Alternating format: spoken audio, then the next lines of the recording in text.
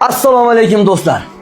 Bir oylik, ya'ni Ramazon oyiga ketaman deb niyatlar qilib turgan do'stlarimizni diqqatiga hojiga qaysi kunlarimizga reyslarimiz bor aytib berib qo'ying. Avvalambor assalomu alaykum va rahmatulloh. Biz inshaalloh bir oylik, ya'ni 33 kunlik Ramazon oyi 20-fevralga bo'ladi, Alloh nasib qilsa. Gastinsamiz inshaalloh Makka Mukarramada yaqin. Ya'ni bizni gastinsamizning nomi Altach Kuday deb qo'yadi. Ka'ba bilan bizni gastinsani oralig'i 3 kilometr bo'linadi. 3 kilometr. 3 kilometr bo'lgan yaqinligida inshaalloh avtobusimiz peresadka bo'lmaydi, bir tomonli bo'linadi.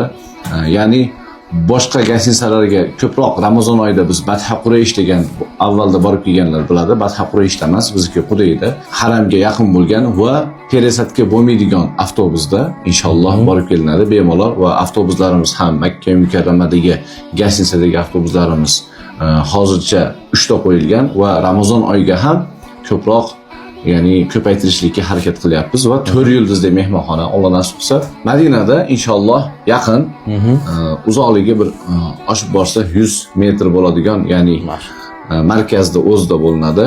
Markazdan tashqarida emas, uzoqligi oshib borsa 100 metr bo'ladigan yaqinlikda bo'ladi inshaalloh. Rasululloh sollallohu alayhi vasallamning hadis, kimki Ramazon oyida umra qilsa, men bilan birga haj qilgan savobini oladi degan va hamda bu 20-fevraldagi reysimizda albatta Kamino Ismoiljon, ya'ni o'zim birgalashib chiqamiz. Alloh nasib qilsa, Ramazon oyidan so'ng 3-4 kun vaqtimiz bor. Qizil dengizlarimiz va hamda Sulaymon Rojihiyda ziyofatlarimiz bo'linadi.